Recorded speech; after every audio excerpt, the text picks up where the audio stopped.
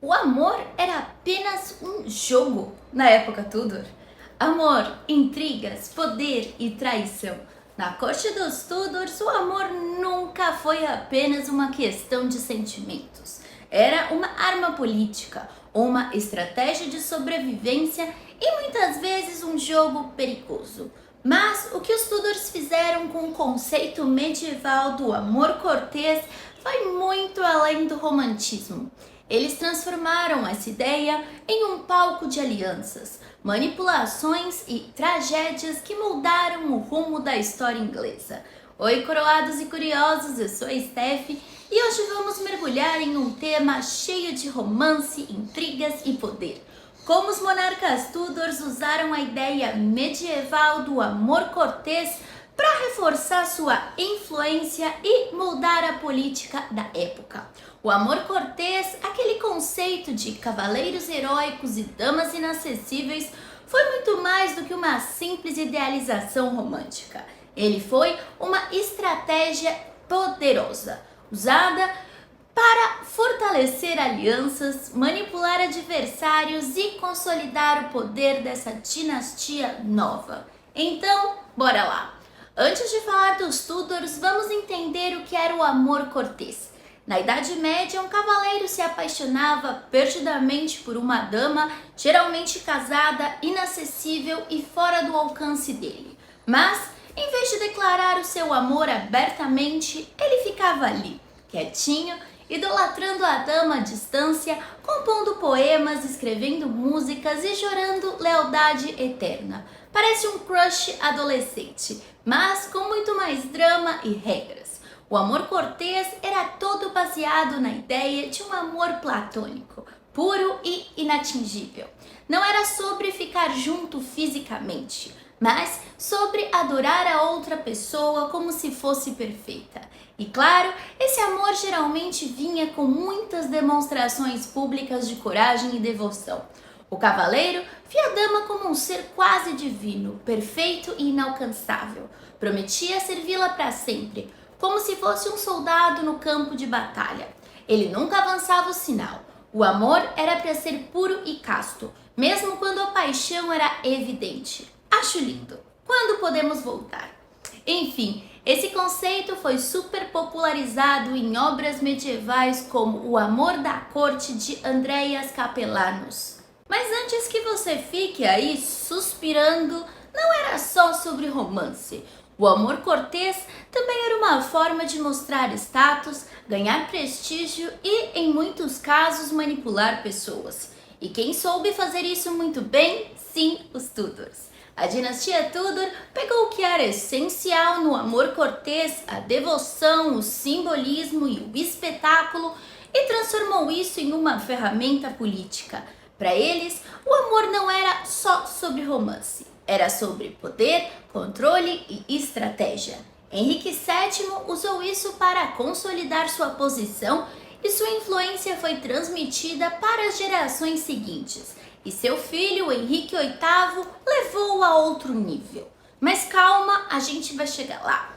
Henrique VII foi o cara que deu início à dinastia Tudor, mas ele não tinha apenas que governar.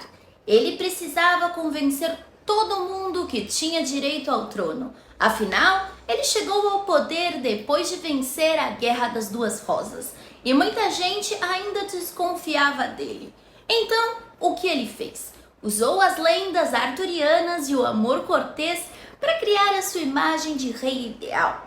Henrique se apresentava como o novo rei Arthur, líder justo e heróico que traria paz ao reino. Ele dizia que tinha sangue real e até usava símbolos como o dragão galês para reforçar sua conexão com as lendas. E aí ele foi mais longe. Chamou seu primeiro filho de Arthur, só para todo mundo lembrar que ele era o escolhido para restaurar a glória da Inglaterra. Mas o Henrique não parou por aí. Ele precisava de alianças poderosas, então casou os seus 2 filhos com Catarina de Aragão, uma princesa espanhola.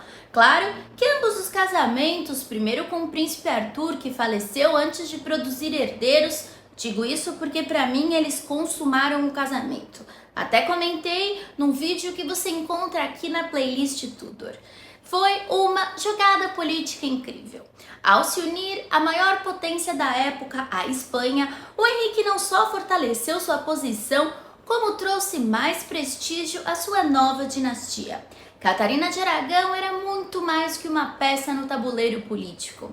Educada e influenciada pelos ideais do amor cortês, ela trouxe sofisticação à corte Tudor. Sua presença ajudou a popularizar os valores do amor cortês, como lealdade, honra e devoção, criando um ambiente onde a nobreza podia mostrar o seu lado mais romântico, mas claro, sempre com um toque de política. Apesar de toda essa estratégia, o Henrique VII e posteriormente seu filho Henrique VIII enfrentou dificuldades. Henrique VIII, como você já sabe, em um dos seus primeiros atos como rei, quando ele subiu ao trono da Inglaterra em 1509, foi se casar com a viúva de seu irmão. A dinastia era nova, então ele e Catarina precisavam desesperadamente de um herdeiro masculino para garantir a continuidade da dinastia. E não foi tão simples. Ela teve diversas gravidezes e somente uma filha mulher sobreviveu, Maria, que seria posteriormente chamada de Maria Sangrenta. Henrique podia estar satisfeito com a filha, certo? Então, nenhuma mulher tinha reinado sozinha na Inglaterra e a única tentativa foi a rainha Matilda lá na Idade Média.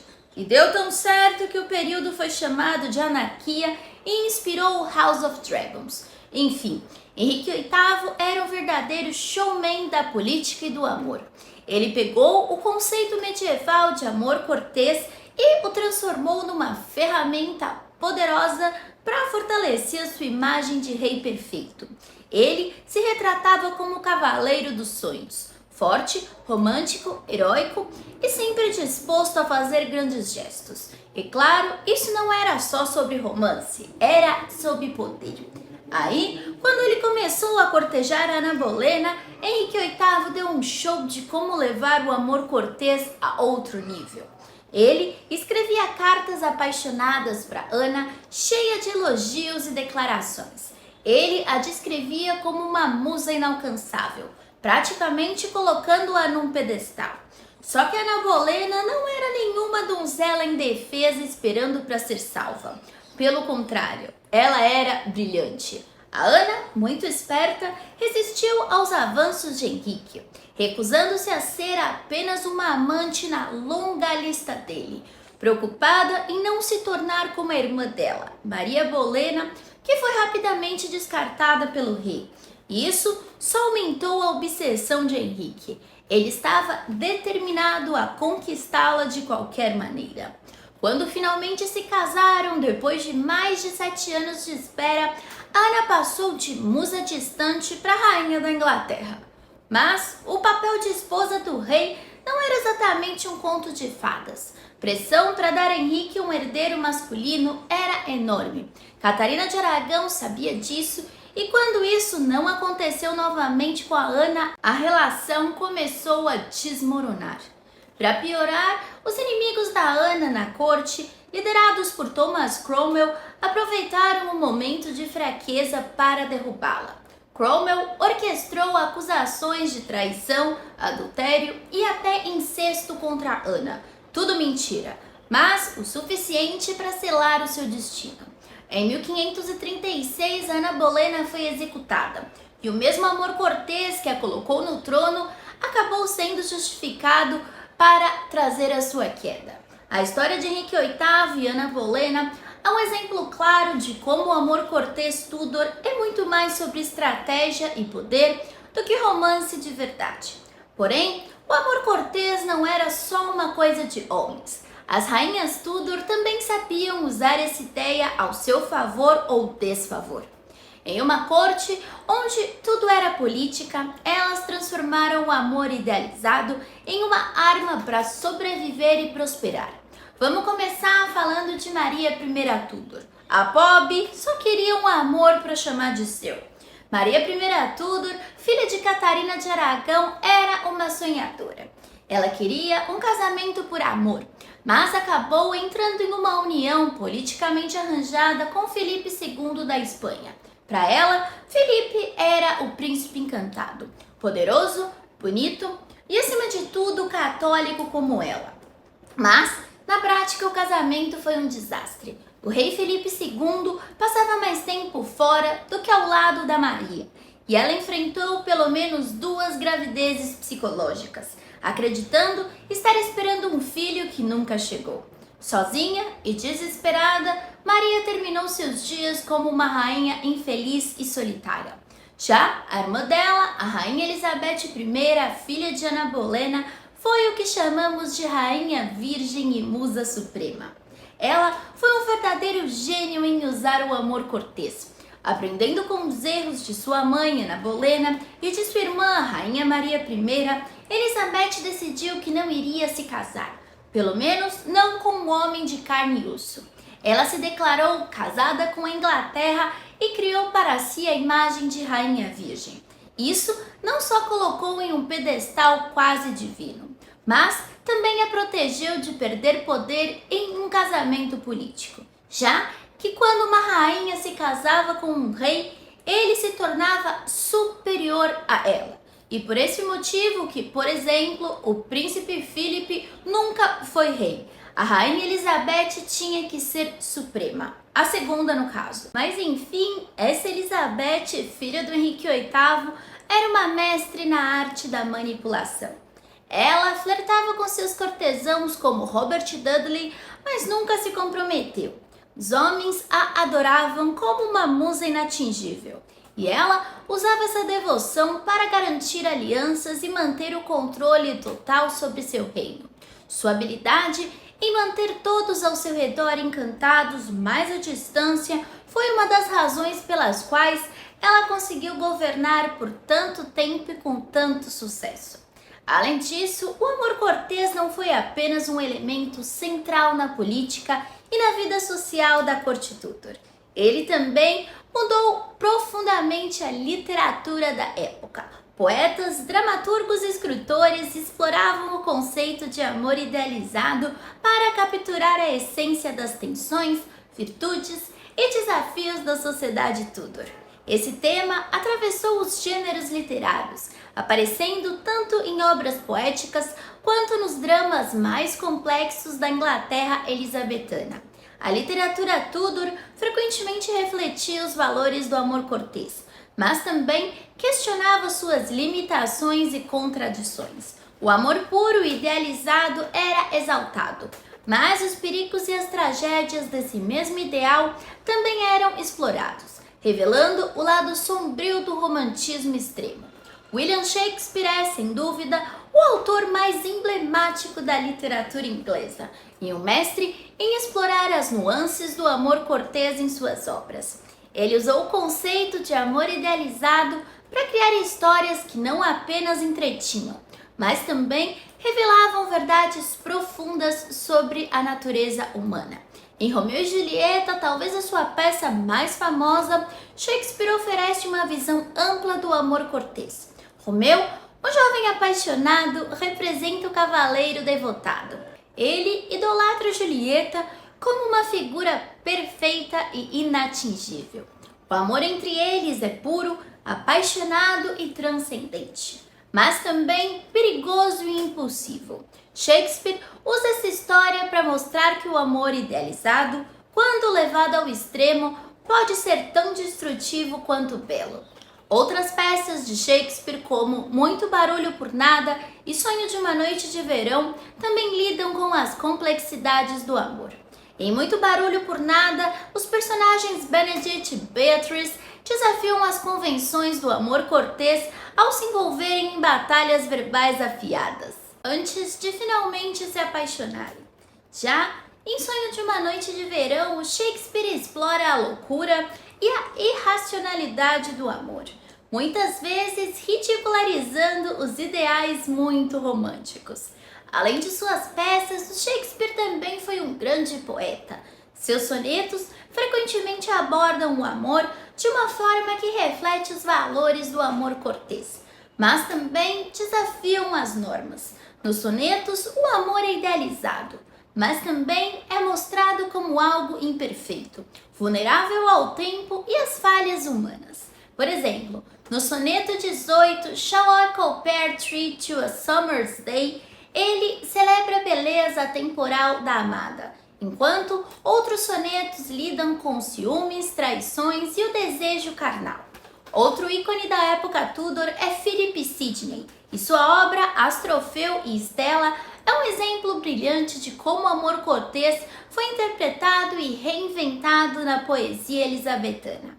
Essa sequência de sonetos narra a história de Astrofeu, uma figura autobiográfica de Sidney, e seu amor platônico por Stella, que é casada. Sidney usa a estrutura do soneto para capturar a dor, a devoção e os dilemas morais de Astrofeu. Ele incorpora todos os elementos do amor cortês: adoração idealizada, impossibilidade do amor consumado e luta interna entre desejo e virtude. Mas Sidney também critica os excessos do amor cortês, mostrando como a obsessão pode levar ao sofrimento e perda da razão. Além disso, Astrofeu e Stella é uma obra que reflete o espírito intelectual da época.